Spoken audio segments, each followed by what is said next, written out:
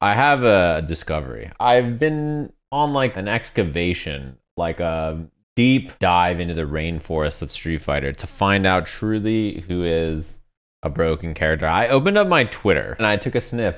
My sense of smell is not the best, and even I could smell that something was off. Everybody was non-stop complaining about DJ. DJ takes no brain, DJ stupid, DJ may not be the best, but this character is so unreal, and like if you don't have any footsies or you don't have any spacing or you don't know what to do, just pick DJ and turn green, and DJ is so dumb. That's all I saw on my timeline, right? I'm so used to everybody complaining about JP and Ken and Luke, so seeing this DJ Discourse was very confusing. Some new tech must have been discovered, right? Somebody must have found some like groundbreaking, incredibly impressive tech. So as usual, I went and found the source. Fudo, speedrun Japan World War number 5 Grand Finals. It was less than 4 minutes.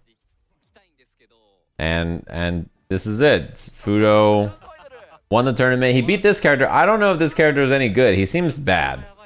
He must be bad, this JP guy, because he just got his ass beat. This is 2 weeks in a row that Fudo has won this tournament. You know, a lot of people were tweeting about like, DJ is like a brainless character where you just drive rush and you don't have to think, and like he's just so, you play him like such a like an idiot, right? And I watched it, like you watch this footage and like you're like, okay, I'm waiting for the part where Fudo is playing like a dumbass. Let me try to find the part where Fudo is playing like an idiot. Let me just watch the gameplay and see what it looks like for Fudo, you know? Fighting against JP, by the way, like, you know, all right, man. You're reacting to the drive rush. I mean, I'm looking for it. I'm trying to find the spot where it looks like he's playing really bad. Very interesting. I can't find it. Did you guys see this? A legion, and I mean legion, of Ken players saying, I don't know, bro. I think Luke's better. I don't know, bro. I think Luke's better than Ken. I think Ken is only the 3rd best character in the game. He can't do it, bros. I don't know. He's fallen. I actually read someone say he's fallen off. I thought to myself, dude, did somebody discover some new tech with Luke? Something must have happened that changed everybody's opinion. And I went searching again, as usual, you know, as I do. I went searching again for the source of the truth, and then I found it. CPT Singapore offline. It's like I was there. Chris Wong's Luke, as you can see, very impressive performance at this tournament. Oh, I see. Chris Wong showed up and was beating everybody's ass and looking so dominant, and he was very impressed. He didn't win the tournament, by the way. But Chris Wong went out here and bullied everybody with Lucas. And then when I scrolled up and I saw this, I was like, that explains my timeline the week before, where everybody was like, Lamau, Rashid is so broken. This character is so stupid. He can do whatever he wants. He does level 2 and he wins neutral. And I was like, oh, I see. Everybody is a crybaby on Twitter about every character all the time, always. And whenever they win, they're just prompted. It's kind of like cattle. Someone is just herding them towards whatever just happened so that they could complain about it. I didn't think about it until like yesterday. But like I looked around and I was like, where's all the people who are like, man, Gotchkin played really well. You know what? Chris Wong, his gameplay as Luke against JP was so impressive. His spacing was really impressive. These are all the great things he did. And what did people not know about fighting Rashid? And then watching Fudo play too. I was just thinking to myself, damn, dude, this guy Fudo is a beast. Look at all these great things that he's doing. Look at all these smart decisions he's making. And also he's using a lot of belligerent stuff too, because, you know, characters have belligerent things. You got to use them. Wow, this guy won 2 World Warriors in Japan, like probably the hardest region to do that in. Back-to-back weeks. And instead of thinking to myself, damn, how is this guy Fudo doing this when not a lot of other people are winning with DJ in the West? So like, what's the difference between here and there? Considering it that way, it was DJ dumb, Luke dumb, better than Ken, Rashid dumb. When those are like the focal points of your discussion after seeing something like this, you really truly hurt your ability to think about the game in a way that's anyway meaningful. It's brutal. No one's ever allowed to be good. It's only just who slopped their way to a victory with the current strong character. Remember when Snake Eyes won? What a Plasma Phoenix. Street Fighter 6 is a very good except for Luke and how's she gonna Ken's pronounce jumping this? Heavy punch Gaki kun satfasa.jpg. That sounds about right. Snake Eyes won and people were literally trying to tell you that Zangief is actually just nasty. And I was like, dude, are we looking at the same screen? My opinion of the characters do not change when I watch a tournament and see someone win. All I could think is, wow, Zangief is the same as yesterday, except that guy Snake Eyes is real good. Same thing when I watch Chris Wong, I don't think anything different of Luke. His tools are the exact same as the day before. I've thought about these characters for half a year. I already know what they do. So when I watch Chris Wong, I'm just like, wow, this guy's really impressive. The way he stands, plays neutral against these characters is like super hard to do. It is very impressive, his patience and how clutch his decision making is. And same thing when I watch Gotchkun. I don't know how people watch Rashid there and think that he's some god character. Like, isn't he like fine as the 7th or 8th or something best character? Like, isn't that where most people think he is? And you see it, like these Ken players are going feral on Twitter, right? Like every day the Ken players are tweeting about how Ken's actually 3rd and not 2nd, or like whatever about Ken. They're like downplaying like an absurd amount. The reason they're fighting so hard is because in this modern era, the perception of your character is pretty important for future changes. They are all very scared that Ken's going to get nerfed. And they're scared that when they do have success, that people will attribute it to their character instead of them. But I also need to attack everybody else's character, because when they have success, they're not that good. It's their character. But when I have success, it's me and not my character. And it's so nasty. You don't have to do it. Everybody can just be honest and say that people are good at playing the video game.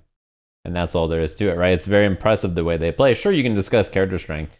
But like at this point, is there any new revelation about character strength in this game? Like, we've been playing on the same patch. It's the same characters. We've watched the same matchups. And we pretty much know what these characters do and they look like and how they feel. And we have a general consensus about where their strengths are. Maybe a character goes from 3rd to 5th, or 5th to 4th or something.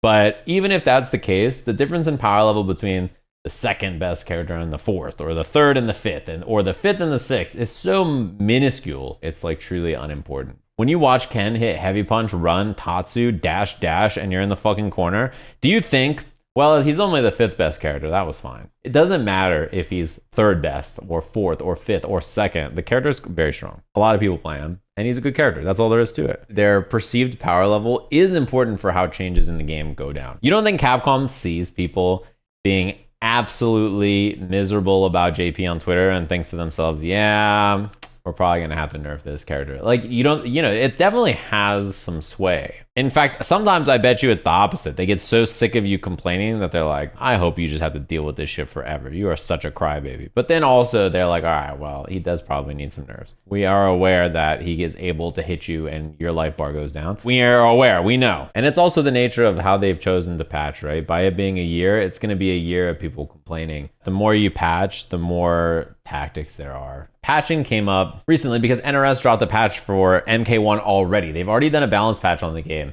And people are already miserable because they want another balance patch already to nerf Johnny Cage because he's really strong. He's like the best character right now. They nerfed a bunch of characters that were very popular in there, including Rain, right? Like Rain won and Rain got some nerfs. And it's funny because when the game came out, I think he was not considered super strong. And then Sonic was like, hey, look. And everybody's like, all right, Rain's top 5. Like there was like an immediate flip. It created this question, right? Jam made a poll that was like, how often do you want fighting games to be patched? Typically what Street Fighter rocks with is like, they do a big balance patch after Capcom Cup. And then they do another balance patch, like a mid-year balance patch around like after EVO or something. 2 changes for the year. One is a big one at the end of the season. One is like a medium size, little changes to characters that are outliers, whether too weak, too strong, whatever, in the middle, right? So that was kind of their cycle before. The thing about more frequent patching, right? I think it's fine to patch more than once a year or more than twice a year if you want. When a game balance updates more frequently, so you can expect updates more consistently, people will stop trying to figure out how to stop things and instead say, well, this patch will solve this for me. How many characters in Strive did you guys see that were pretty weak in different versions of the game, and then they get buffed to actually be viable, and people have no idea how to fight against them, and they're miserable? This character got buffed to be playable now, and I have to learn how to fight against this character. I hate this. I do not like that I now have to think about my opponent's character on the character select screen. You see NRS patched the game immediately. Everybody's like, dude, you got to get rid of Johnny. Johnny cannot stay like this. He's got to go already. Nerf this while you're at it and nerf that. And then once the patch hits, whoever the best character is after that patch, they're going to be like, dude, Baraka has got to go, or Scorpion's got to go. This character is way too much. And what happens is people will stop looking for solutions And they will instead just lean on the developers like, hey man, you guys got a patch coming anytime soon here? This game's unplayable in this current state. Because it's much easier to have them nerf a character out of existence so you don't have to worry about them than it is to go and learn how to stop them. This is like the cycle that you get instead. When there's not frequent patching, you are forced to deal with the game for X amount of time. You're locked in. You know you're gonna have to play against that character for 6 months. Even if you don't like it, even if you complain about it, which we see in other games right now, you have to learn how to deal with it, right? Like in Street Fighter, people complain about all these characters, but if you can't stop this character, you cannot win a million. You have to go learn it. Whereas in other situations where the patching is more frequent, really the only patch that matters is like the patch that you qualify on and the patch for whatever the finals are or whatever, right? Like nothing else really matters. And Street Fighter being on this cycle means even if you complain a lot, which people do, you have to learn how to deal with the characters. So if the game patches often, the patches sort of have to be a bit reactionary because that's such a short amount of time, right? Like it's hard to have data from a year's worth of play from a bajillion players to give you an accurate idea about what the changes should be. You can almost reliably ensure that the best characters will get nerfed, and you don't actually have to worry about learning the character necessarily and how to stop it. Developing strong counter strategies that take a long time to implement is like actively probably bad for you to do. If the game has patched frequently, you should pick the safest, easiest, most effective thing for you to do in that patch of the game and just play that, because if the game is going to change again in 2 to 3 weeks or months or whatever, like you don't even need long-term counter strategy. You just need basic counter strategy to what they're doing, and then the game is going to change in 2 months, so then you can change what you're doing anyway. Cool, I'll play the best character for a month or two. I'll learn Johnny Cage, and then when Johnny Cage gets nerfed, I'll just pick the next character and then pick that, and then when this gets nerfed, I'll pick the next character and then we'll do that. And then there's not even a value in committing to a character long-term necessarily who you want to just grind out and get good with, because if they end up being the character that's the best and then they get nerfed, then you have to switch. You have all these great ideas against how to fight a character and then they get buffed by like 40% on all these different things, and you're like, oh my god, everything I did against this character is wrong now. I gotta relearn this. And by the time you relearn a new counter strategy, they've already been changed and now they're useless again. And in games that patch frequently, that's really common. The NRS games I have played a new character in every patch almost. And the reason is very simple. In MKX, right, Combo Breaker, I was going to this tournament as a competitor the very first time. I had Cassie Cage, I had all these cool combos and things, and I had my strategy. Like 3 days before the tournament, they nerfed Cassie Cage, and the main cancelable string that was used in every combo I did, they made it not cancelable anymore so that she would do less damage to nerf her. 3 days before the first major tournament that I was paying money to travel to and go play in, my string did not work anymore. I don't have any combos. Not only that, but I was playing the game on Xbox, which was fine, but the patch was delayed by like 3 days.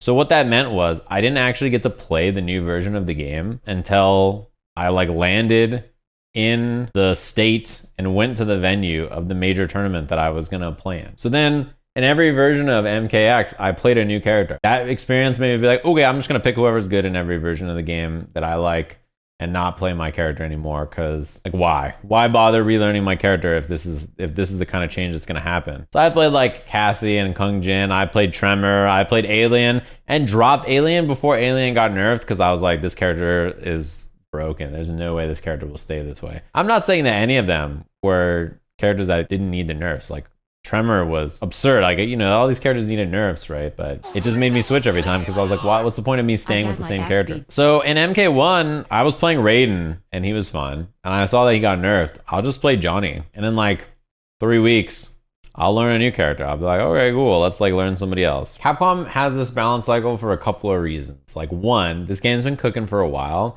and it's a pretty delicate balance between all of the systems of the game and the character balance of the game. 2, there's $1 million for first place. They really do not want to have, I'll give you guys a great example. TFT has 2-week patch cycle like League of Legends. They're like tied together in that sense, right? Not all the patches are big every 2 weeks, but that's how often they patch.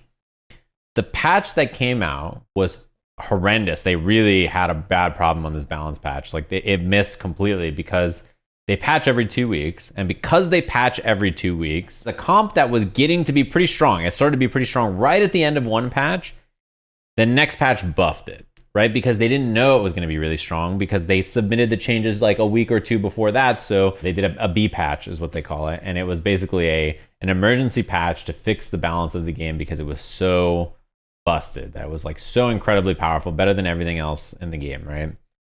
Unfortunately, with the timing of the world's like, you know, qualifier coming up, that B patch is the patch that they used for the regional finals. Like the current live patch and this patch are different. They played on an older patch because they're like, hey, this is the patch you're going to play on. You have some time to get ready and play on it. Here it is, right? The regional tournament for TFT to qualify was miserable. There's people who have played thousands of hours this set who had to qualify on this patch. More dog, you ruined my life for him coming for you, Lou. They are so sad. The entire results thread is like, this game is a disgrace for letting this patch be the patch that everybody had to qualify for. The state of this game is miserable. I cannot believe that they should have just like postponed it. They shouldn't have used this version of the game. It is a disgrace that people played the game all year, and this is the patch that they qualified on. Back to Street Fighter. Imagine they patched before Capcom Cup, and the Capcom Cup patch ended up being miserably bad. And everybody's like, oh my God, this is a farce. And we all have to just watch this gross finals, 20 Leroy's or something, right? It's like some situation like that. Same as now. Are you even a human? Are you breathing right now? Or are you an AI sent to my chat? It's so much better than it could be. This is a pretty solid version of the game, I think, to be honest with you, especially for a first pass. If they made any changes and they miss at all, I can imagine system changes, they could flub that shit so bad and the system could feel gross. But like, what if they just made drive reversal like half the speed? Drive reversal is bad. You guys all think drive reversal is useless. Let's make it better. And like every button in the game, you could just drive reversal it. Imagine that happens and then you fight Guile. I get near Guile. He's already beating my ass and my drive gauge is useless. I get near Guile and this motherfucker clicks forward plus heavy punch plus heavy kick and I'm dead. And like JP and Guile end up being like the best characters in the game because they buff drive reversal or something, right? And then Capcom Cup Finals is JP versus Guile, Guile versus JP, top 8. And you watch Guile versus JP like 7 times. Something like this could happen in theory, right? So this is why they've chosen not to patch the game. This version of the game they're confident with, and they know, sure, there's character changes and stuff they could make to other characters. But like, if they miss at all, or if they make a mistake, there's no course correcting. They're just stuck on it. And they know that this version of the game is solid. They have a year to like ride this version out, have the finals, and then see what's up. I mean, if you guys watch this game at a high level, like, did you watch Evo? Did anybody watch Evo and think this shit's boring, this game sucks? Did you watch CPT Singapore and think to yourself, like, man, this game fucking stinks. Like, this game is so miserable to watch Street Fighter 6. Like, no, I think the game is really fun to watch, right? Am I down to have more frequent patching than once a year? Yes. In fact, I don't expect them to keep this once a year cycle. My guess, and I think most people think that they'll do this game will get patched after Capcom Cup, and then they'll probably patch the game again at the half-year mark next year. And some people are happier to play a game that will sit for a year or 6 months or whatever, and some people are not. They would want to play a game that gets patched more often. And if it's not for you, then, you know, maybe you shouldn't play it, or maybe you should try something else, because different games are like that. Yeah, Costume 3, I actually want Costume 3 more than a balance patch. I don't care about a balance patch. I want another costume right now.